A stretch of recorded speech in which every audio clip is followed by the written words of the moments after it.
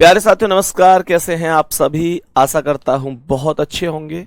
शानदार, स्वस्थ, जबरदस्त, जिंदाबाद और बहुत अच्छी तरीके से आप लोगों की पढ़ाई चल रही होगी। तो सभी प्यारे साथी एक बार आ जाओ भाई जल्दी जल्दी से क्लास में। सभी के लिए वेरी वेरी गुड मॉर्निंग, सुप्रभात, राम राम, जय श्री राम, राधे राधे, जय श्री कृष्णा। तो सभी जितने भी प्यारे साथी हैं, सभी प्यारे साथियों का बहुत बहुत बहुत सारा स्वागत है। मेरे प्यारे दोस्त, कल मैंने आपको बहुत ही बेसिक सा कॉन्सेप्ट बताया था कि कैलेंडर क्या होता है, कैलेंडर से किस तरीके से हम लोग शुरुआत करते हैं, क्या उसका बेसिक होता है। और मेरे प्यारे दोस्त, मैंने आपको ये चीज भी बताई कि किस तरीके से साधारण वर्ष और लीप वर्ष का कॉन्सेप्ट होता है, कैसे उनकी पहचान होती है, शताब्दी वर्ष क्या होता है, शताब्दी वर्ष में कौन सा वर्ष लीप वर्ष होता है, कौन सा वर्ष लीप वर्ष नहीं होता है। ऐसी बहुत सारी जानकारियां मैंने आपको पिछली क्लास में यानी कल दी थी और आज हम वहां से आगे कंटिन्यू कर रहे होंगे कि हाँ और कैसे कैसे क्वेश्चंस बन सकते हैं। तो सभी प्यारे साथी एक बार आएंगे जल्दी से क्लास में। सभी मेरे प्यारे साथी एक बार क्लास में आएंगे और बताएंगे कि जैसे मैं सबसे पहला क्वेश्चन आप लोगों से पूछना चाहूंगा। बहुत बेसिक कॉन्सेप्ट से हम क्वेश्चन स्टार्ट करेंगे और आपको हर एक क्वेश्चन मेरे साथ समझते हुए चलना है। मेरे प्यारे गुड्डा, सबसे पहले अगर मैं आप लोगों से कहूं कि 100 वर्षों में, बहुत अच्छी तरीके से इस क्वेश्चन को बताना। क्वेश्चन ने कहा है कि 100 वर्षों में 31 तारीख, 100 वर्षों में 31 तारीख कितनी बार आएगी। क्वेश्चन ने कहा है कि 100 वर्ष है तो ये जो 31 तारीख है कितनी बार आएगी। 100 वर्षों में 31 तारीख कितनी बार आएगी। मेरे प्यारे साथी, इस क्वेश्चन का आंसर करने की कोशिश करो, बहुत अच्छी तरीके से समझना। इसने कहा कि 100 वर्षों में 31 तारीख कितनी बार आएगी। मेरे प्यारे गुड्डा, एक चीज ध्यान से सुनना बहुत ही बेहतर तरीके से। मैंने कहा 28 2 महीने ले लेते हैं। मैंने कहा 30 तारीख और 31 तारीख कितनी बार आती है भाई। 12 महीने होते हैं वर्ष में। 12 महीनों में से मुझे ये बताओ कि 31 तारीख कितनी बार आएगी। ऐसे पहले एक वर्ष की वैल्यू निकालो, 100 की तो अपने आप ही निकल जानी है। अगर मैं तुमसे एक छोटी सी बात बोलूं तो मुझे एक बात बताओ कि जनवरी, ध्यान से सुनना, फरवरी, यहां पर मार्च, मेरे प्यारे बच्चे यहां अप्रैल, यहां पर अगर मैं आगे चलता हूं तो मई के बाद जून के बाद जुलाई के बाद क्या आता है अगस्त के बाद सितंबर, अक्टूबर, नवंबर और दिसंबर। ठीक है, मुझे यह बताओ, क्या आप लोग इस बात को बेहतर तरीके से नहीं जानते हो कि जनवरी 31 का होता है। जनवरी 31 का होगा, फरवरी 28 या 29 का होता है, कभी 28 कभी 29, मार्च 31, अप्रैल 30, मई 31, जून 30, जुलाई 31, अगस्त 31, सितंबर 30, अक्टूबर 31, नवंबर 30, दिसंबर 31। सभी प्यारे साथी ये बताओ, क्या यहां तक कोई दिक्कत होती है कभी किसी को? हमने बचपन से ही ये चीजें सीखी है कि जब हम इस तरीके से, ये जो ऊपर गांठ पर आता है ये 31 का होता है। हम ऐसे चलते जनवरी, फरवरी, जो यहां अंदर आता है वो 30 का होता है। हालांकि फरवरी 28 और 29 का होता है, डिपेंड करता है साधारण वर्ष और लीप वर्ष के कॉन्सेप्ट पर। तो हमने कहा कि जनवरी, फरवरी, मार्च, अप्रैल, मई, जून, जुलाई, अगस्त, सितंबर, अक्टूबर, नवंबर, दिसंबर, जो गांठ पर आएगा वो 31 होगा, जो अंदर यहां आएगा वो 30 होगा। ये हर आदमी जानता है। अब दूसरी चीज को बहुत ही अच्छी तरीके से समझना।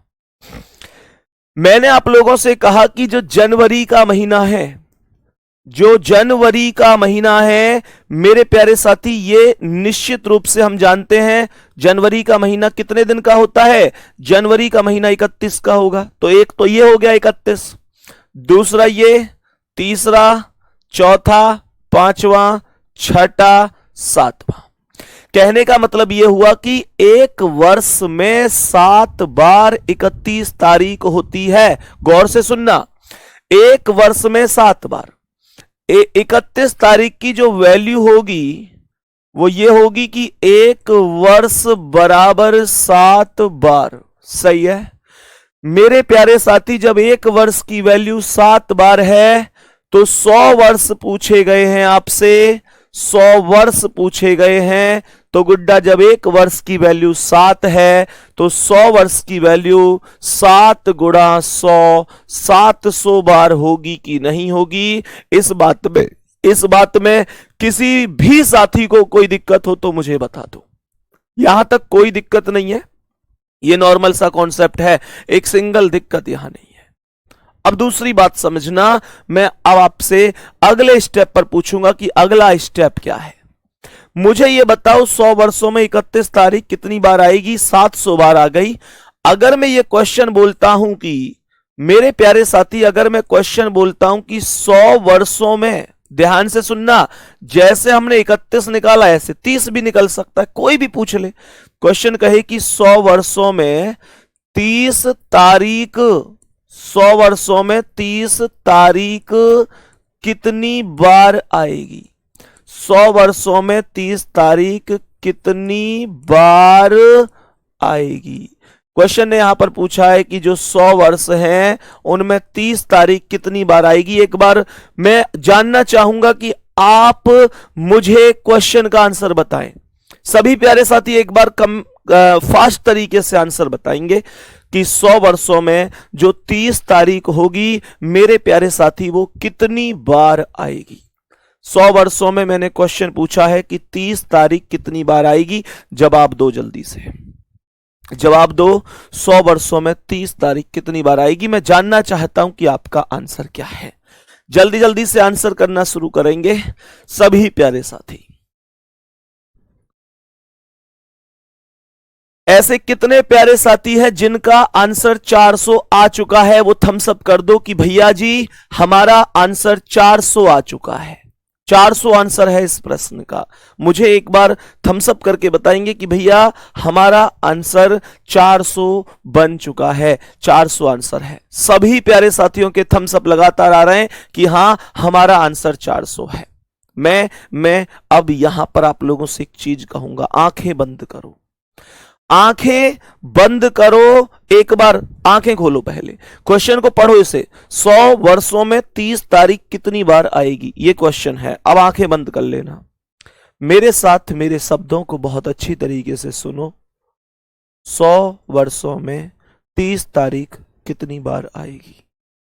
मेरे प्यारे दोस्त, ये क्वेश्चन 2 तरीके से पूछा जा सकता है।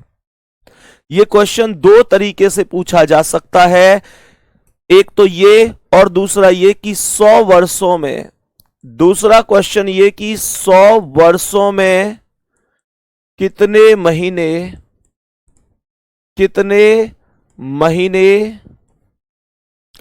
30 तारीख के होंगे। 100 वर्षों में कितने महीने 30 तारीख के होंगे। क्या आपको पता है गुड्डा? मैं बहुत ही दुख होके कह रहा हूं कि आपका जो 400 आंसर है वो गलत है। आप शिकार हुए हैं जल्दबाजी में क्वेश्चन करने का। मुझे एक बात बताओ कि आपने जो यहां पर बिना सोचे समझे एक चीज अप्लाई कर दी, आपने क्या सोचा कि 100 वर्षों में 30 तारीख कितनी बार आएगी। उसमें 1, 2, 3 और 4 आपने हिसाब लगाया कि 4 महीने ऐसे हैं, 4 महीने हैं ऐसे जिनमें 30 तारीख के हैं।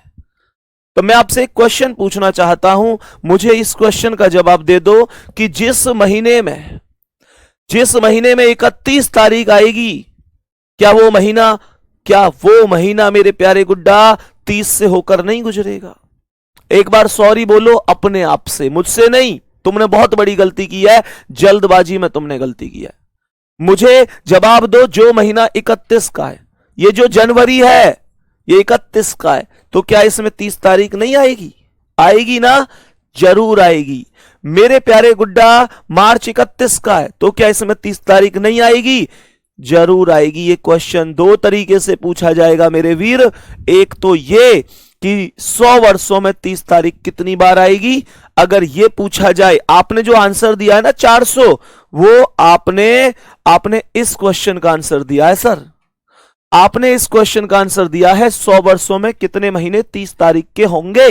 तो 30 तारीख के महीने एक वर्ष में 4 महीने होते हैं जो 30 तारीख के होते हैं। 30 तारीख के होते हैं। एक वर्ष में 4 महीने होते हैं जो 30 तारीख के होते हैं। तो मेरे प्यारे साथी, हमें पता है एक वर्ष की जो वैल्यू है वो 4 है। तो सीधा सीधा मैं ये कह सकता हूं, यहां 100 वर्ष थे, तो 100 में अगर मैं 4 की गुणा कर दूं तो ये 400 आ जाएगा, इसमें कोई दिक्कत नहीं है। पर ये क्या है, 100 वर्षों में क्वेश्चन ने हमसे पूछा है कि बताओ 100 वर्षों में कितने महीने ऐसे हैं जो 30 तारीख के होंगे। तो मेरे प्यारे साथी, हम अच्छी तरीके से समझेंगे इस चीज को, क्वेश्चन को बहुत ही अच्छी तरीके से समझेंगे। इस क्वेश्चन का आंसर आएगा तो हम बोलेंगे मतलब केवल फरवरी ही ऐसा है जिसमें 30 तारीख नहीं होती है, केवल फरवरी ऐसा है। तो इस क्वेश्चन का जो आंसर आएगा वो ये आएगा कि 100 में अगर मैं 11 से गुणा करूंगा तो 1100 आंसर बनेगा। 1100 आंसर बनेगा इस क्वेश्चन का आंसर। प्लीज आप जल्दबाजी में गलत ना करें। अगर मैं यहां 100 में 11 से गुणा करूंगा, 100 में जब मैं 11 से गुणा करूंगा तो ये वैल्यू 1100 हो जाएगी और यही हमारा करेक्ट आंसर हो जाएगा। किसी प्यारे साथी को कोई दिक्कत नहीं है? बात आ रही है समझ में? यहां तक कोई समस्या तो नहीं है? मेरे प्यारे दोस्त, अब ध्यान से समझना, अब हम आगे बढ़ते हैं और नेक्स्ट क्वेश्चन की ओर चलते हैं। इन चीजों को बढ़िया तरीके से हमें समझना है, कभी भी भूल नहीं जाना। मैंने आप लोगों से बोला क्वेश्चन यहां पर बन जाता है। अब क्वेश्चन यहां पर जो बन जाता है वो ये बन जाता है कि विषम दिन क्या है। एक हेडिंग लिखेंगे अपनी कॉपी में, विषम दिन। विषम दिन बोले तो हेडिंग लिखेंगे ऑड डेज। विषम दिन अर्थात ऑड डेज, एक हेडिंग अपनी कॉपी में लिख रहे होंगे। सही है, यह हेडिंग हमने लिख ली। अब ध्यान से सुनना, मैंने आप लोगों से कहा विषम दिन क्या होता है, बहुत गौर से सुनना मेरे प्यारे साथी। जब हमारे पास जितने भी दिन हो, हमारे पास जितने भी दिन हो, उन दिनों को सप्ताह में बदलने के बाद जो दिन शेष बच जाते हैं उन्हें हम विषम दिन कहते हैं। क्या है ये विषम दिन? मैंने बोला लिखो अपनी कॉपी में इस परिभाषा को। दिए हुए दिनों को लिखो एक बार जल्दी जल्दी से। दिए हुए दिनों को, सभी प्यारे साथी, दिए हुए दिनों को सप्ताह में बदलने के बाद, दिए हुए दिनों को सप्ताह में बदलने के बाद जितने भी दिन शेष बच जाते हैं उन्हें विषम दिन कहते हैं। दिए हुए दिनों को सप्ताह में बदलने के बाद जितने भी दिन शेष बच जाते हैं उन्हें विषम दिन कहते हैं। गौर से सुनना। मानकर चलो, मैंने आपसे क्या कहा? मैंने कहा विषम दिन का मतलब क्या है। मानकर चलो आपके पास, मैंने कहा 50 दिन है। आपके पास मैंने कहा 50 दिन है, तो क्या 50 दिन के सप्ताह बना सकता हूं? क्या 50 दिन को मैं चेंज कर सकता हूं वीक में? तो मुझे पता है there are 7 days in a week. एक सप्ताह में 7 दिन होते हैं। एक सप्ताह में 7 दिन होते हैं। मेरे प्यारे साथी, मैं अगर 50 दिन की बात करूं तो एक सप्ताह में 7 दिन होंगे। तो 50 में मैं कितने से भाग दूंगा? 50 में 7 से भाग दूंगा। 7 सत्ते 49, मेरे पास एक शेष बच जाएगा। मेरे पास एक शेष बच जाएगा। तो जो 50 दिन में जो विषम दिन होंगे वो एक विषम दिन हो जाएगा। इतनी बात सभी प्यारे साथियों को बढ़िया तरीके से समझ में आई कि नहीं आई? मैंने आप लोगों से कहा कि अगर मानकर चलो चीजें हैं कि भाई बताओ, यहां पर हमें बताओ कि अगर क्वेश्चन कहता है कि 421 दिन में 400 मान के चलो, यहां पे क्वेश्चन ने कह दिया कि 423 दिन मान लिए कि 423 दिन में कितने विषम दिन होंगे, या 422 लिख लो, या मानकर चलो आप 632 लिख लो। 632 दिन हैं, कितने विषम दिन होंगे? बड़ी वैल्यू लिख लेते हैं। वैल्यू कोई भी हो 7 से ही तो भाग देना है बस। बहुत बढ़िया, समझ में आ रही है चीजें? 632 दिन में कितने विषम दिन होंगे? भैया बहुत आसान है, 7 से भाग ही तो देना है। जब मैंने 632 में 7 से भाग दिया तो 7 निम्मा 63, 0 शेष बच गए, उतारी 2, ना जाने की 0 लगती रहेगी, कोई बात ना है, शेष तो 2 ही बचा। क्यों भैया? शेष तो 2 ही बचा। तो इसका मतलब क्या है? 632 दिन में जो विषम दिनों की वैल्यू है वो वैल्यू बन चुकी है कितनी? 632 में 2 विषम दिन आ चुके हैं। ये बात उम्मीद करता हूं सभी को समझ में आई होगी। बढ़िया, ये बात सबको यहां तक कोई दिक्कत तो नहीं है, सबको समझ में आ रही है। अब ध्यान से सुनना, जब आप इतना कॉन्सेप्ट सीख चुके हैं तो मेरे प्यारे दोस्त आपको ये कॉन्सेप्ट हमेशा याद रखना है कि एक साधारण वर्ष बराबर, मैं कभी भी आप लोगों से पूछ सकता हूं, कभी भी आप लोगों को जरूरत पड़ सकती है इसे बताने की। क्वेश्चन ने कहा एक साधारण वर्ष, तो आप हमेशा गुड्डा बोलेंगे एक विषम दिन। क्या बोलेंगे? एक साधारण वर्ष बराबर एक विषम दिन। ध्यान रखना, एक साधारण वर्ष में एक विषम दिन होगा। हालांकि ये कोई बहुत बड़ी बात नहीं है। मैंने क्या बोला? साधारण वर्ष में 365 दिन होते हैं, ये आप सभी जानते हैं। बहुत आराम से पढ़ाऊंगा कैलेंडर को। मुझे पता है बहुत सारे बच्चों की समस्या लगातार रहती है, भैया कैलेंडर नहीं सीख पाते। मैं कह रहा हूं एक बार मुझसे पढ़ लो कैलेंडर, जिंदगी में कभी ये नहीं कहोगे कि कैलेंडर नहीं आता हमको। जिंदगी में बस एक ही चीज बोलोगे कि भैया कैलेंडर के किसी भी क्वेश्चन को दूसरे को भी सिखा सकता हूं, उस लेवल पर मैं आपको पहुंचा दूंगा। लेकिन आप लोग एक एक शब्द को बहुत ध्यान से सुना करो, क्लास को किसी को भी नहीं छोड़ा करो, ठीक है ना? सवाल ने कहा 365 में 7 से भाग दूंगा। जब मैंने 7 से भाग दिया तो यह आया 7 पंजे 35, बच गए 1, उतारी 5 और 7 दूनी 14 है, तो मेरे पास एक शेष बच गया। मेरे पास एक शेष बच गया, वही एक मैंने यहां पर लिखा है। किसी साथी को कोई दिक्कत तो नहीं? हमने बोला कि जब एक साधारण वर्ष में एक विषम दिन है, तो कल को अगर यह क्वेश्चन बनने लग जाए कि एक लीप वर्ष में, क्वेश्चन यहां पर बने कि एक लीप वर्ष में कितने विषम दिन हैं, तो मेरे प्यारे साथी एक लीप वर्ष की जो वैल्यू होगी वो होगी 2 विषम दिन होंगे। एक साधारण वर्ष में एक विषम दिन होगा, एक लीप वर्ष में 2 विषम दिन होंगे। मेरे प्यारे साथी, क्या हम ये तथ्य बेहतर तरीके से जान चुके हैं? और लीप वर्ष में 2 विषम दिन क्यों आए,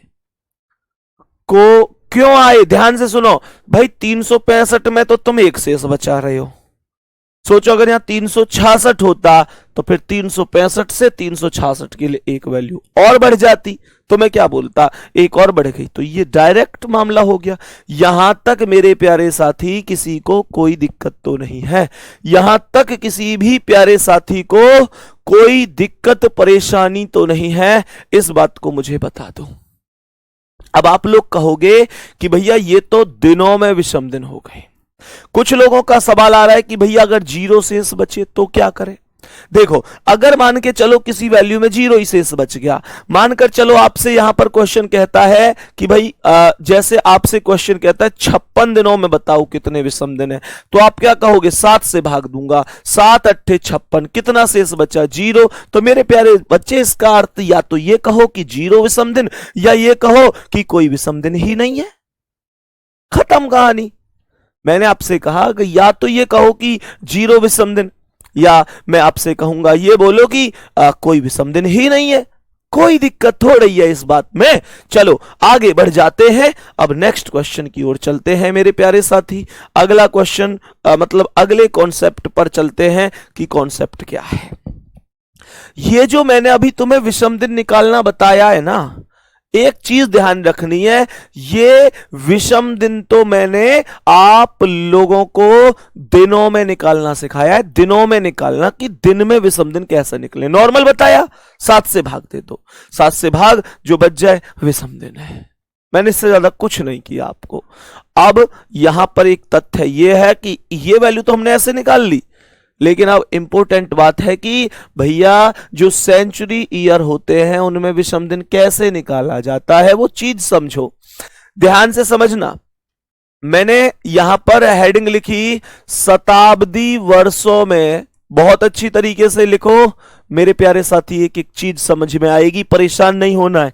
सवाल ने बोला शताब्दी, ध्यान से सुनो, शताब्दी वर्षों में विषम दिन, बहुत अच्छी तरीके से सुनेंगे। एक बच्चा कह रहा है कि जितनी बार भाग जाता है वो क्या, भाई उतने तो सप्ताह बन गए ना, सही है। ऑड डेज का यूज कहां होगा, रवीना गुड़िया की कमेंट है। और यहां पर सत्यम भैया भी पूछ रहे हैं इसी कमेंट को, सेम कमेंट को। अभी सब कुछ समझ में आएगा, हर चीज का यूज होगा, हर चीज का यूज होगा, और ऐसा यूज होगा कि पेन नहीं उठाना पड़ेगा तुम्हें। क्वेश्चन ने कहा कि शताब्दी वर्षों में, मैंने यहां पर एक हेडिंग लिखी है कि शताब्दी वर्षों में विषम दिन। मैंने यहां पर एक हेडिंग लिखी है शताब्दी वर्षों में विषम दिन। मेरे प्यारे साथी, इसका मतलब है odd days in century year. क्या बोलेंगे हम, यहां पर लिख रहे होंगे odd days in century, odd days in century year. मेरे प्यारे दोस्त ध्यान से समझना, बहुत ही बढ़िया और शानदार तरीके से समझेंगे। हमने कहा कैसे वैल्यू लाएंगे, तो सबसे पहली वैल्यू क्या है, सबसे पहली वैल्यू है 100 वर्ष। सबसे छोटा शताब्दी वर्ष कौन सा होता है, 100 होता है। 100 वर्षों में विषम दिन, बहुत बढ़िया और शानदार तरीके से समझो मेरे प्यारे दोस्त। कोई बताएगा कि 100 वर्षों में विषम दिनों की वैल्यू कितनी होगी। मैंने कहा कि 100 वर्षों में विषम दिनों की वैल्यू कितनी होगी, ध्यान से सुनना।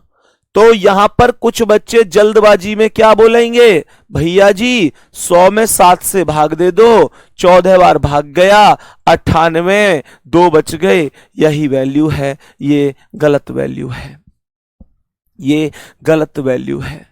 ये गलत वैल्यू क्यों है, अब इस बात को समझो मेरे प्यारे साथी। इस बात को हमेशा ध्यान रखना है, जितनी वैल्यू शेष बचे, ध्यान से सुनना, वो विषम दिन तो होती है, पर वो वैल्यू तो मेरे प्यारे दोस्त ऐसे समझो कि वो वैल्यू तो मेरे प्यारे दोस्त दिनों में काउंट होती है। अगर 100 वर्ष की जगह 100 दिन होते तो 2 ही वैल्यू होती, लेकिन ये 100 वर्ष हैं तो 2 वैल्यू नहीं है। फिर से सुन लो, अगर 100 दिन होते तो वैल्यू 2 ही होती, पर ये 100 वर्षों की बात हो रही है। तो क्या बोलेंगे, 100 वर्षों की बात हो रही है तो क्या बोलेंगे, 100 वर्षों में जो वैल्यू होगी वो 5 होगी। ध्यान रखना भैया 100 वर्षों में 5 कैसे आया, तुरंत मन में क्वेश्चन उठा होगा, अभी जवाब दूंगा। आगे जब हम बात करते हैं 200 वर्षों की, 200 वर्षों में विषम दिनों की वैल्यू कितनी होगी, पूरा ही लिख देते हैं। 200 वर्षों में विषम दिन कितने होंगे, तो मेरे भाई 200 वर्षों में होंगे 5 के बाद 100 में तो 5 हुए, इसमें होंगे 3 विषम दिन। 200 वर्षों में 3 कैसे आया ये भी समझाऊंगा, सब कुछ समझेंगे। 300 वर्षों की वैल्यू बता दो। 300 वर्षों में विषम दिन, 300 वर्षों में विषम दिन तो कितने हो जाएंगे, 3 के बाद 1 होगा।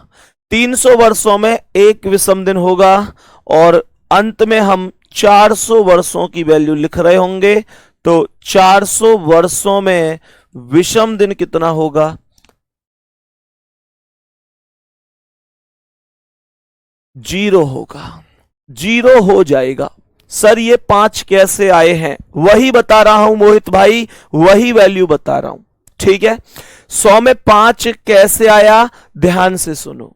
जब मैं 100 में 5 वैल्यू लाऊंगा तो मेरे प्यारे साथी मानकर चलो ये वैल्यू कैसे आई, इसे सुनो। आपके पास 100 वर्ष है, हमने कहा कि आपके पास 100 वर्ष है। कॉपी पेन कमेंट रोक देना और मेरी बात को बहुत गौर से सुनना। मैंने आप लोगों से कहा कि आपके पास जो टोटल वर्ष है वो टोटल 100 वर्ष है, 100 ईयर है। जब आपके पास 100 वर्ष है तो मुझे ये बताओ इन वर्षों में से कुछ वर्ष साधारण होंगे कि नहीं होंगे, कुछ वर्ष लीप वर्ष होंगे कि नहीं होंगे। मेरे प्यारे साथी मैं आपसे एक चीज पूछना चाहता हूं। मैंने पिछली क्लास में अर्थात कल आप लोगों को एक चीज कराई थी कि 100 वर्षों में कितने लीप वर्ष होंगे। अपने पन्ने पलटो, जिन्होंने कल की क्लास नहीं की है रिक्वेस्ट है पहले कल की क्लास करो। 100 वर्षों में कितने लीप वर्ष होंगे, यह क्वेश्चन कल ही करवाया था जब मैंने आपसे कहा था कि मेरे भाई जब कभी लीप वर्ष की बात होगी तो 4 से डिवाइड कर देना, 25 बार भाग जाएगा, 25 चौका 100 पर मैंने कहा था 25 सही आंसर नहीं है क्योंकि 100 तक जा रहा हूं तो 1 से लेकर 100 तक जो 100वां वर्ष है वो एक शताब्दी वर्ष है। मेरे प्यारे साथी शताब्दी वर्ष का मतलब पीछे 2 जीरो होती हैं और 100 वर्ष है। मेरे प्यारे साथी शताब्दी वर्ष में लीप वर्ष है या नहीं है, इस बात को चेक करने के लिए 400 से भाग दिया जाता है, लेकिन इसमें भाग नहीं जा रहा है तो 25 में से 1 घटाया था तब 24 आपको आंसर बताया था। यह बात सबको याद होगी, सबको। तो कहने का मतलब यह हुआ कि 100 वर्ष जो होते हैं उनमें से 24 वर्ष ऐसे होते हैं जो लीप वर्ष होते हैं। 100 वर्षों में 24 वर्ष ऐसे होते हैं जो लीप वर्ष होते हैं, तो बाकी सभी साधारण होते हैं अर्थात 76 कहां से आ गया, 76 कहां से आ गया। मेरे प्यारे साथी साधारण और लीप 2 ही कॉन्सेप्ट हैं, इनके अलावा कोई भी कॉन्सेप्ट नहीं होता। जब कोई कॉन्सेप्ट नहीं होता तो 100 में अगर 24 लीप वर्ष हैं, 100 में 24 लीप वर्ष हैं तो 100 में से 24 घटा दो, 76 ही तो बचा और कोई वैल्यू ही नहीं है। तो अब खुद सोचो कि 100 रुपए थे आपके पास, 24 खर्च हो गए तो 76 ही तो बचे। 100 माइनस 24 बराबर 76, खत्म कहानी। यही कॉन्सेप्ट है। अब सुनो ध्यान से, मुझे यह बता दो कि अभी मैंने आपको एक वैल्यू बताई थी कि एक साधारण वर्ष बराबर 1 विषम दिन, बोला था कि नहीं? मैंने कहा था कि एक साधारण वर्ष बराबर 1 विषम दिन और मैंने कहा था कि एक लीप वर्ष बराबर 2 विषम दिन, सही है। तो मेरे प्यारे साथी जब एक साधारण वर्ष की वैल्यू 1 है, जब एक साधारण वर्ष की वैल्यू 1 है तो 76 साधारण वर्ष की वैल्यू 76 होगी कि नहीं होगी? मेरे प्यारे साथी, जब एक साधारण वर्ष की वैल्यू 1 है तो 76 की वैल्यू 76 होगी कि नहीं? मेरे प्यारे साथी, अभी मैंने बताया था कि एक लीप वर्ष की वैल्यू 2 है, तो एक लीप वर्ष में 2 विषम दिन है, तो क्या मैं ये कह सकता हूं कि 24 लीप वर्ष में 48 विषम दिन होंगे, 48 होंगे? इस बात में कोई दिक्कत नहीं है। अब यहां पर ध्यान से समझना, ये 76 जो विषम दिन है ये साधारण वर्ष के हैं, ये जो 48 विषम दिन है ये लीप वर्ष के हैं। तो मुझे एक छोटा सा कॉन्सेप्ट बता दो कि जब ये साधारण के हैं, ये लीप के हैं, मेरे प्यारे साथी 76 और 48 दोनों की दोनों वैल्यू है तो 100 का ही हिस्सा है, तो 100 का ही हिस्सा।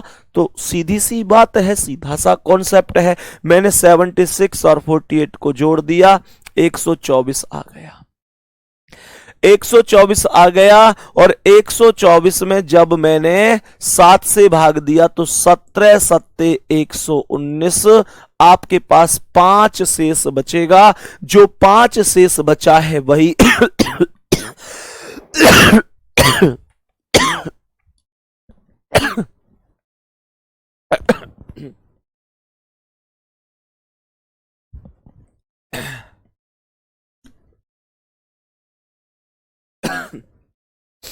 हाँ भाई, जो 5 शेष बचा है वही मैंने यहां पर लिख दिया है। इस बात में तो किसी साथी को कोई दिक्कत नहीं है।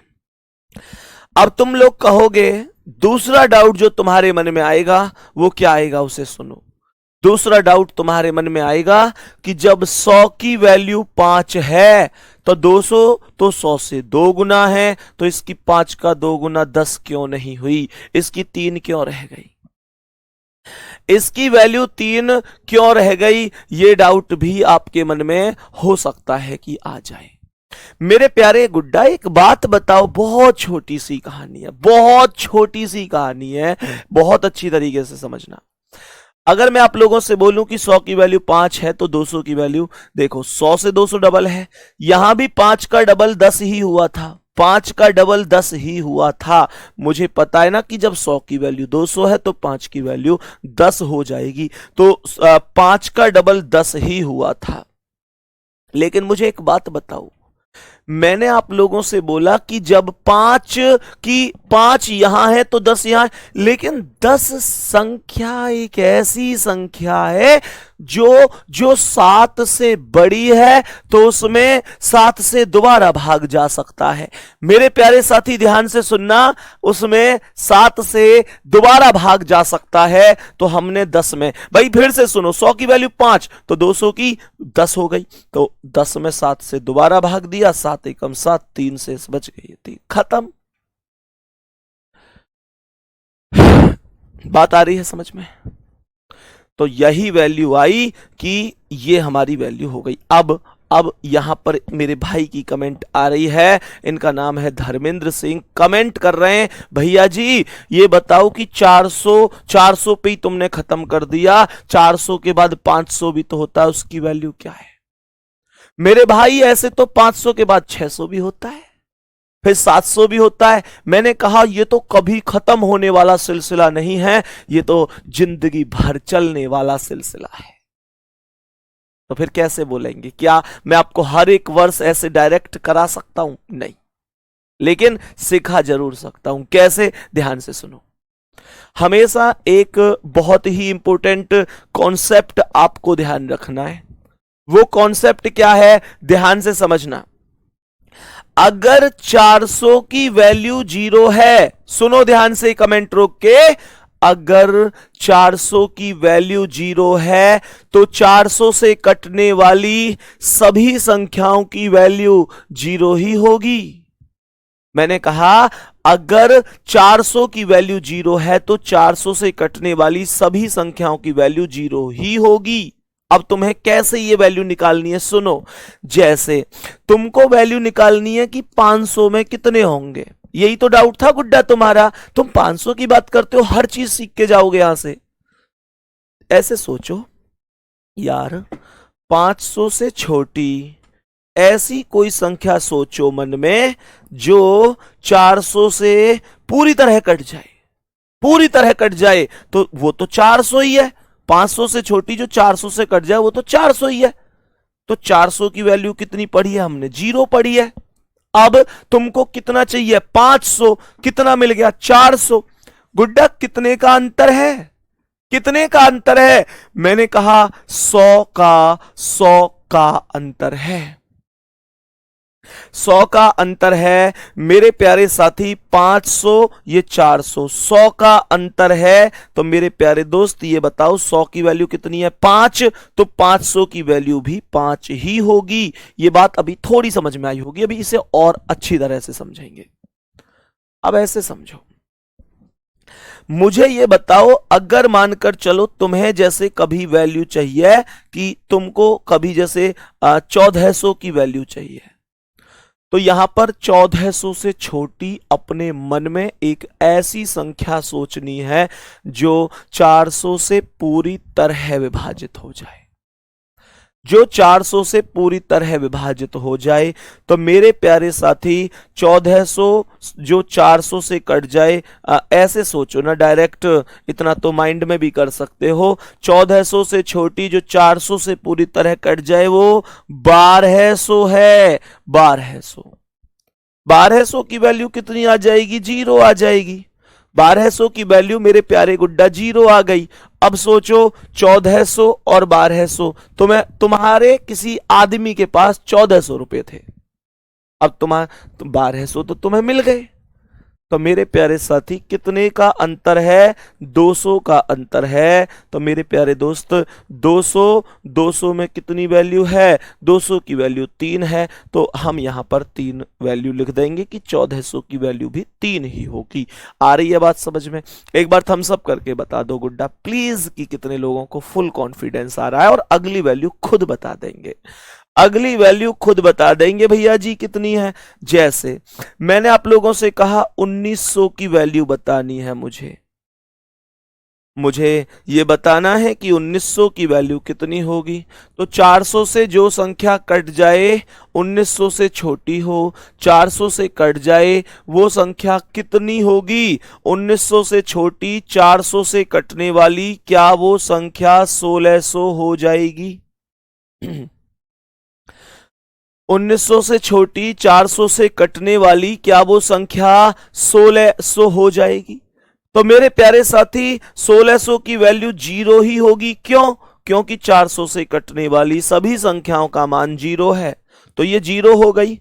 अब 1900 रुपए हैं किसी के पास आपके, 1600 उसने दे दिए, तो कितने बच गए? 300 बच गए। मुझे ये बताओ 300 की वैल्यू कितनी है?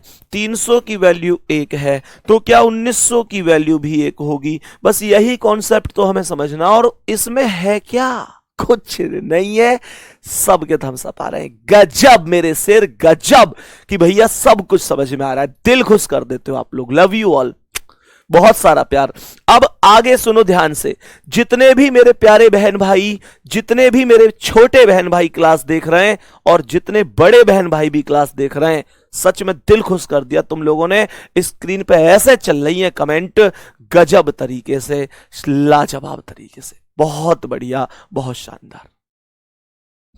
मैंने आप लोगों से आगे क्या बोला सुनो ध्यान से। अगर मैं मानकर चलो आपसे कहूं कि भाई 2500 की वैल्यू बता दो, 2500 की वैल्यू क्या है? लव यू मेरे शेरा, लव यू। 2500 बोल रहा है कि 2500 में कितनी वैल्यू हो जाएगी? 2500 में, तो 2500 से छोटी ऐसी संख्या जो 400 से पूरी तरह कट जाए, क्या वो संख्या 2400 है? 2400 है। 2500 से छोटी जो 400 से कट जाए, क्या वो 2400 है? हाँ जी। और 2400 की वैल्यू 0, क्योंकि 2400 खुद 400 से कट रही है। तो 2500 और 2400 का अंतर मेरे प्यारे गुड्डा 100 है। 100 की वैल्यू कितनी है? 5। तो 2500 की वैल्यू भी कितनी होगी? 5। इस बात में किसी प्यारे साथी को कोई भी रत्ती भर समस्या है? इस बात में किसी भी प्यारे साथी को कोई भी समस्या है? उम्मीद कर सकता हूं भैया कोई प्रॉब्लम नहीं होगी। सही है। अब जैसे मान के चलो कि मैं आप लोगों से कहूं कि भाई मुझे 1900 की वैल्यू चाहिए, अभी शायद बताया था मैंने 1900, तो फिर से देख लो।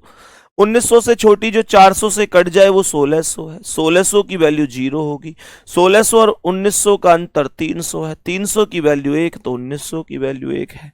कुछ भी नहीं है, जैसे चाहो ऐसे कर सकते हो। हमने इतना कॉन्सेप्ट पढ़ा है, सबको समझ आया होगा। अब मैं चलता हूं अगले कॉन्सेप्ट पर, जो कॉन्सेप्ट मेरे बहन भाइयों की कमेंट थी कि भैया इनका यूज कहां है, विषम दिनों का यूज कहां होता है, इस चीज को बता दो। तो विषम दिनों का यूज सुनो साथी, कहां पर होगा। सवाल सुनो, क्वेश्चन ने कहा है कि यदि आज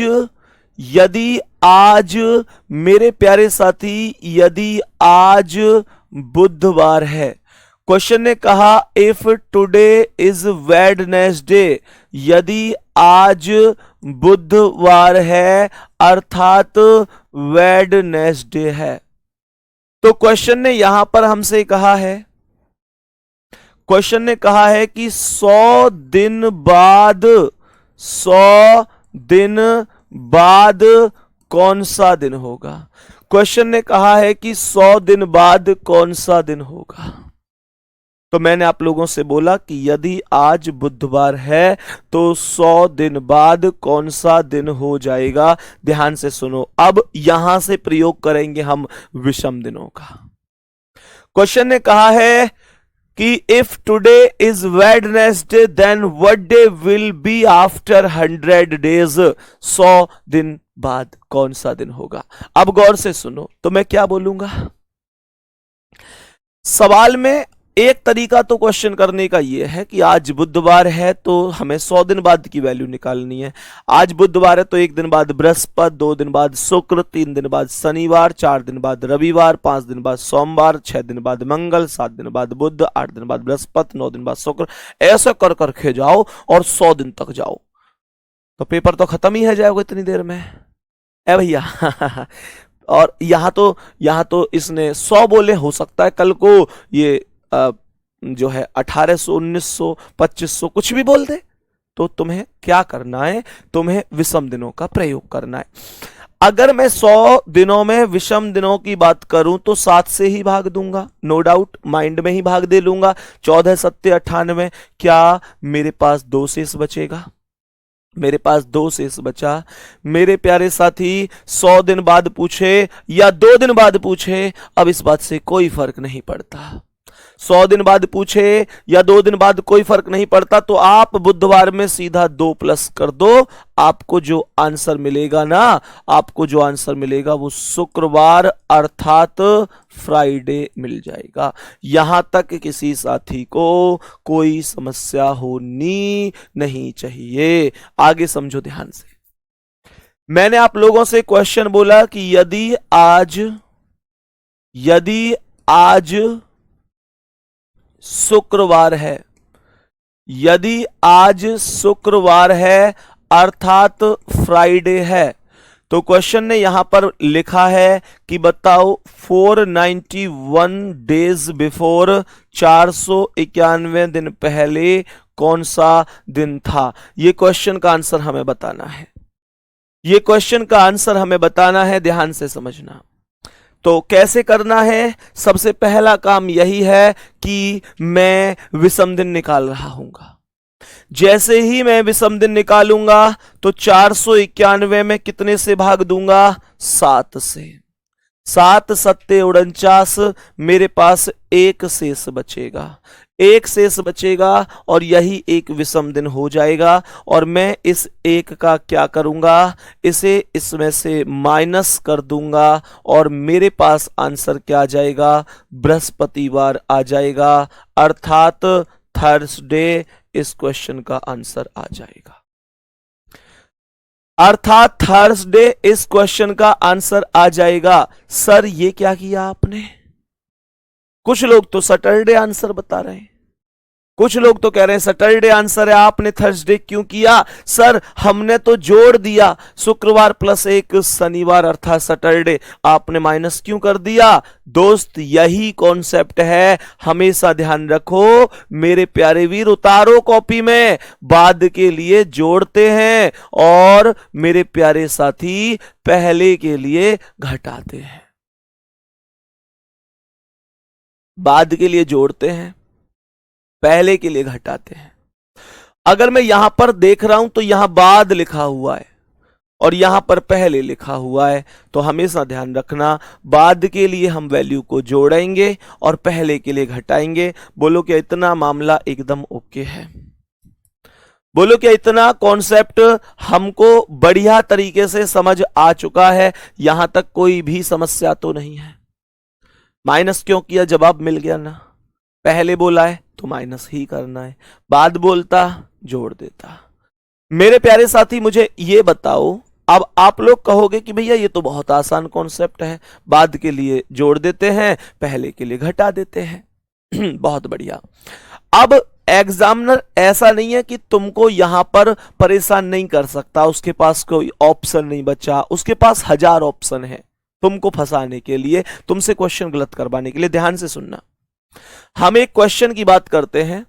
एक क्वेश्चन है कि दो भाई हैं, एक का नाम है राम और एक का नाम है मोहन। मेरे प्यारे साथी बहुत अच्छी तरीके से सुनना, ये इंपॉर्टेंट पॉइंट है, बहुत बहुत ज्यादा इंपॉर्टेंट पॉइंट है। दो भाई थे, एक का नाम था राम और एक का नाम था मोहन।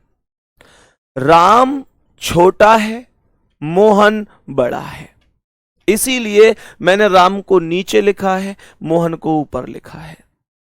मैंने आप लोगों से कहा मैंने राम को नीचे लिखा है, मोहन को ऊपर लिखा है, इसी वजह से। सही है?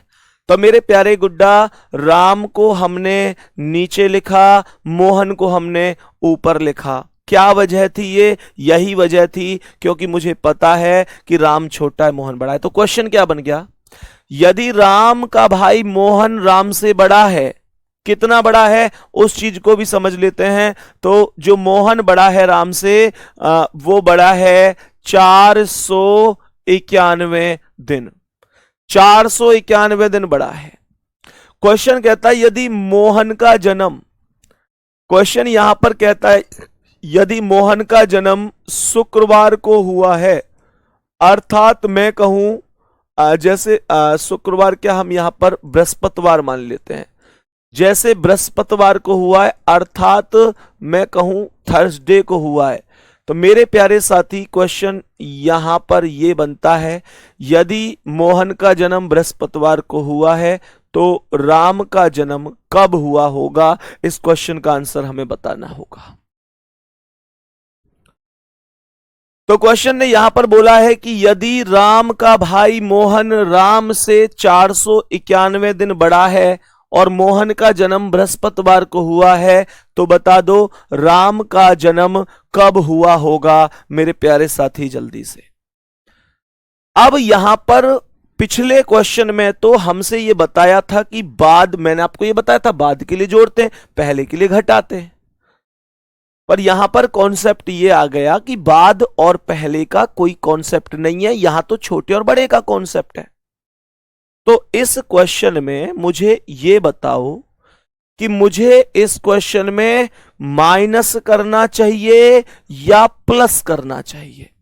इस बात में तो कोई संदेह नहीं है कि जब 491 में विषम दिन निकालूंगा तो एक विषम दिन आ जाएगा। भाई 491 में एक विषम दिन ही तो आएगा निकल कर, 491 में एक आएगा, 7 7 49, एक विषम दिन आ गया। अब यहां पर कंफ्यूजन ये नहीं है विषम दिन क्या है, कंफ्यूजन ये है कि मैं इस एक को माइनस करूं या प्लस करूं। माइनस या प्लस बताओ जल्दी, मैं आपको दो चीजें बोल रहा हूं। तो एक बार बता दो कितने लोग माइनस कर रहे हैं और कितने लोग प्लस कर रहे हैं? बोलो सभी प्यारे साथी, बोलो क्या जवाब होगा?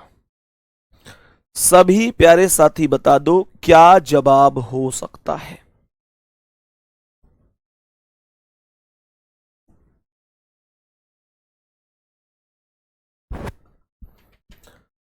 तो माइनस भी खूब बता रहे हैं और प्लस भी खूब बता रहे हैं। ये जितने भी लोग माइनस बता रहे हैं वो केवल एक चीज पर काम कर रहे हैं।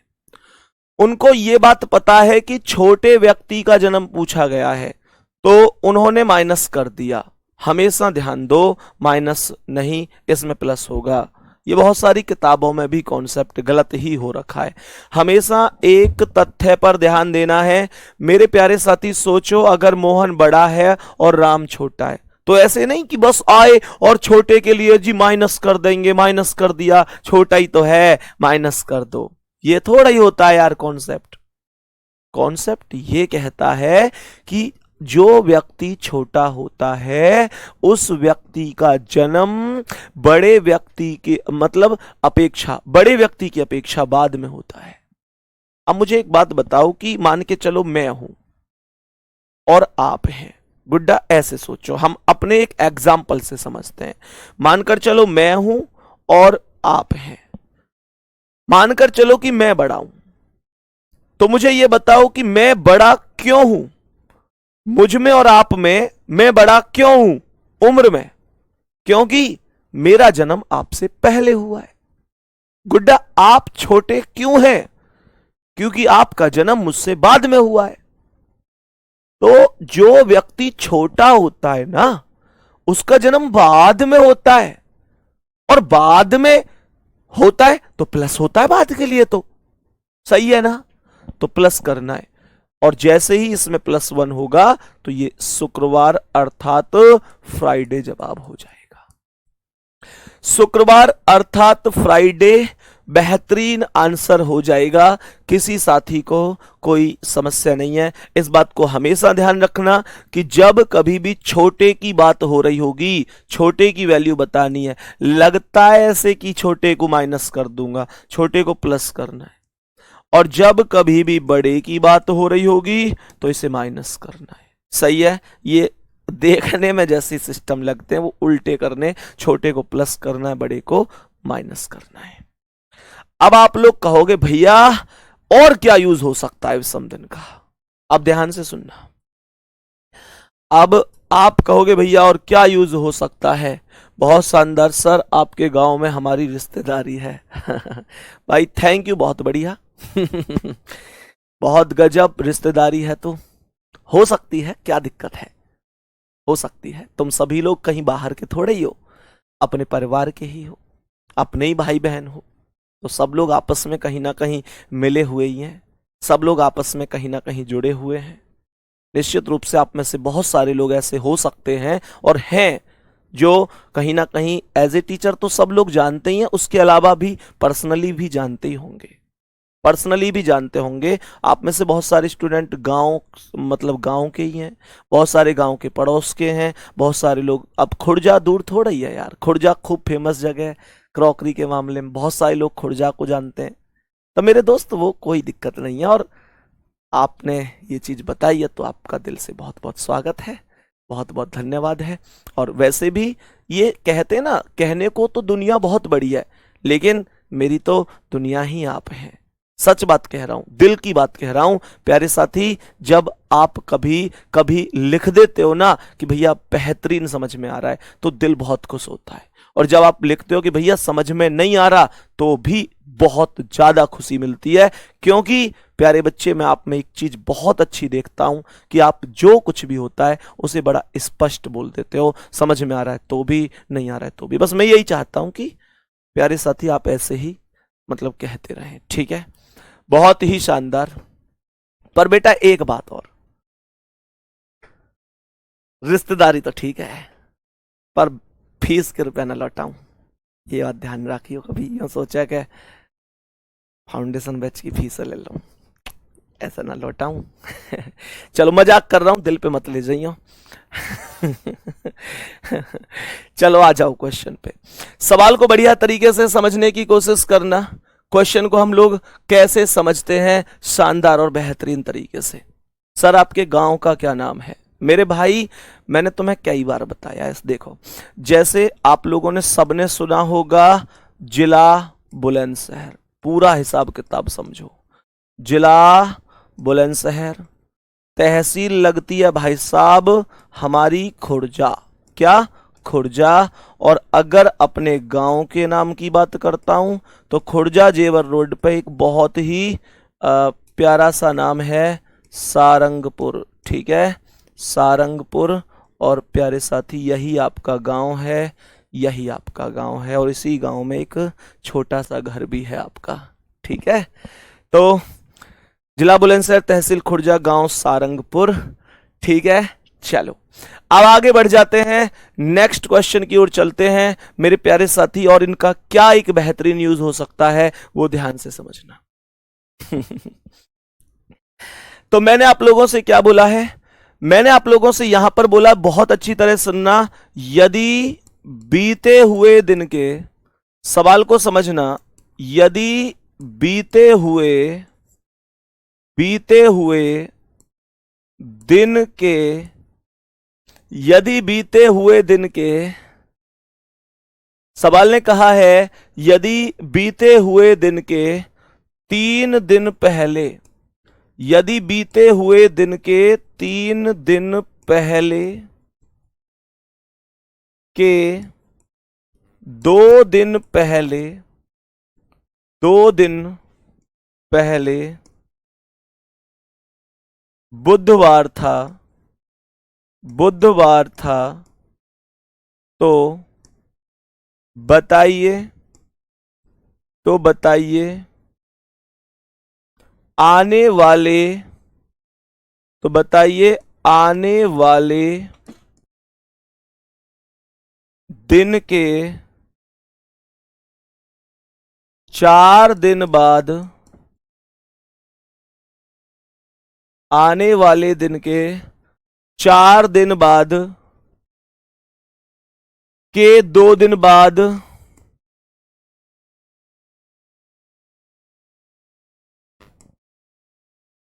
के 2 दिन बाद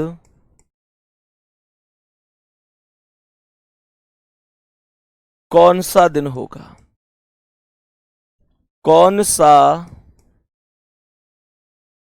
दिन होगा? ये बहुत ही प्यारा सा क्वेश्चन है, सभी प्यारे साथी बहुत अच्छी तरीके से समझने की कोशिश करना। सभी प्यारे साथी एक बार बढ़िया तरीके से समझने की कोशिश करना, शानदार और बेहतरीन तरीके से। अब अगर ऐसा क्वेश्चन आ जाए तो ऐसे क्वेश्चन में भी विषम दिनों का बहुत ही बेहतरीन, बहुत ही शानदार प्रयोग किया जा सकता है। कैसे किया जा सकता है? आमतौर पर बच्चा ऐसे क्वेश्चन को करता कैसे है उसे समझते हैं। बच्चा क्या सोचता है? बच्चा ऐसे क्वेश्चन करता कैसे? बच्चे को लगता है, इसने बोला यदि बीते हुए दिन के, तो बच्चा क्या मानता है? बच्चा सोचता है कि ये जो है ये आज है। बच्चा सोचता है ये आज है, आज। तो यहां पर ये कहता है यदि बीते हुए दिन के, तो बीता हुआ दिन ये हो गया। मेरे प्यारे गुड्डा, अगर मैं यहां आज पर खड़ा हूं तो बीता हुआ दिन यही तो जो दिन बीत चुका है, लेफ्ट हैंड पर बीते हुए दिन होंगे और राइट हैंड पर आने वाले दिन होंगे। तो क्वेश्चन ने यहां पर बोला है यदि बीते हुए दिन के, ये आज है तो ये बीते हुए दिन के 3 दिन पहले, तो 1 2 3,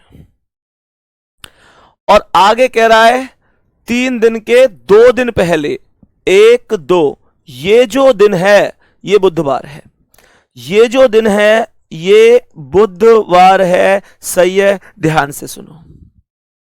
तो मैंने आप लोगों से बोला अगर ये बुधवार है तो क्या बेटा मैं आज का दिन निकाल सकता हूं मेरे प्यारे भैया? तो यहां नहीं, हमने यहां पर क्या कहा, ये बुध है तो ये बृहस्पति, शुक्रवार, शनिवार, रविवार, सोमवार, मंगल, तो आज मंगलवार हो गया, आज मंगलवार हो गया। आगे क्वेश्चन कह रहा है बताइए आने वाले दिन के, तो आने वाला दिन ये होगा। आने वाले दिन के, आने वाले दिन के 4 दिन बाद, 1 2 3 4, 4 दिन बाद हो गया, के 2 दिन बाद, 1 2 के 2 दिन बाद, 1 2, इस तरीके से। और जब मैं ये वैल्यू निकालूंगा तो ध्यान से समझना, मैंने यहां पर बोला अगर ये मंगलवार है तो ये क्या है, बुध बृहस्पति शुक्रवार शनिवार रविवार सोमवार मंगल बुध बृहस्पति। तो इसका मतलब क्या हो गया, इसका मतलब जवाब हो गया बृहस्पतिवार अर्थात गुरुवार। बृहस्पतिवार जवाब हो गया अर्थात गुरुवार जवाब हो गया। मेरे प्यारे साथी ये सारी चीजें ठीक हैं, ये सारी चीजें ठीक हैं, बृहस्पतिवार आंसर है। लेकिन इतना मैं जानूं अच्छी तरह से कि अगर तुम ना, मैंने क्या कहा, अगर मैं यहां पर आपसे कहूं तो मेरे प्यारे साथी ऐसे ध्यान से समझो, ये जो है ना, तुम यहां एक डंडा कम ज्यादा जरूर कर दोगे, तुम इतना तो जानता हूं मैं, एक आध डंडा कम ज्यादा जरूर कर दोगे। तो फिर कैसे करें, फिर कैसे करें, क्या कोई और व्यवस्था है इस सवाल करने की? हां, ध्यान से सुनना, कभी ऐसे क्वेश्चन को ऐसे करने की आवश्यकता नहीं है। डायरेक्ट कैसे करोगे वो कॉन्सेप्ट सुनो। बीते हुए दिन को, जिनकी समझ में नहीं आया बहुत बढ़िया है, कमेंट मत करो कि भैया समझ में ना आया, समझ में ना आया तो ये बहुत ही बढ़िया बात है, ऐसे तो समझाना ना है वो है। ध्यान से सुनो, बीते हुए दिन को हमेशा एक मानना है, सही है, बीते हुए दिन को हमेशा एक मानना है और आने वाले दिन को भी हमेशा एक मानना है। तो बीते हुए दिन को एक मानो, आने वाले दिन को एक मानो, सही है, बीते हुए दिन को एक मानना है, आने वाले दिन को भी एक मानना है। 2 दिन बोले तो 2 मानने हैं, 3 बोले तो 3, 5 बोले 5, 4 बोले 4, 2 बोले 2, जो भी है। तो मेरे प्यारे गुड्डा का ट्रिक तगड़ी लगे तो एक बार लास्ट में थम्स अप करके जरूर बताना भैया मजा आ गया। मैंने आपसे कहा था बीते हुए दिन को एक मानना है, तो ये एक हो गया, सही है, ये एक हो गया। ये कहते हैं 3, तो 1 और 3 4, 1 और 3 4, 4 और 2, 4 और 2 कितने हो गए 6। भाई देखो, बीते हुए दिन को एक माना, 3 दिन को 3, तो 1 और 3 4, 4 और 2 6, 6 और ये हो गया आने वाला, तो आने वाले को भी एक मानना है, तो 6 और 1 7, 7 और 4 11, 11 और 2 13, 13, 13 और 2 15। गुड्डा ये टोटल बन गया 15, ये टोटल 15 बन गया। अब मुझे एक बात बताओ, फिर से सुनो, 1 और 3 4 और 2 6 और 1 7 और 4 11 और 2 13 और 2 15। 15 में विषम दिन बता दो जल्दी तुम मुझे, 15 में विषम दिन बता दो जल्दी। 15 में 7 दूनी 14, 1 बच गया, एक विषम दिन, एक विषम दिन, और एक है जोड़ दो जो दिन दे रखो है, कौन सा, बुधवार, बुधवार में 1 जोड़ो, बृहस्पतिवार। यही आंसर है आपका, कोई दिक्कत नहीं है, यही एक बेहतरीन आंसर होगा गुड्डा। आज की सेवा यही समाप्त करते हैं। एक बार जरूर बता देना टेलीग्राम में लिख के कि भैया कैसी लगती है क्लास, आज कितना समझ में आया है। और प्यारे बच्चे, अभी मैं आप लोगों से यही कहूंगा कि क्लास बेहतरीन तरीके से करते रहो, क्योंकि कोई भी परेशानी है वो आपके हौसलों से बड़ी नहीं होनी चाहिए। कहते हैं सिकंदर किसी हालात के आगे नहीं झुकता, और तारा टूट भी जाए तो जमीन पर नहीं गिरता, और गिरते होंगे हजारों दरिया समुंदर में, पर कोई समुंदर किसी दरिया में नहीं गिरता। मुश्किलों में भी क्या कहते हैं, मुश्किलों में हौसलों को आजमाना सीख लो, दर्द में भी यार मेरे गुनगुनाना सीख लो। डर गया जो डूबने से पार क्या कर पाएगा, इसलिए समुंदर के किनारे घर बसाना सीख लो, घर बसाना सीख लो। धन्यवाद, जय हिंद, जय भारत।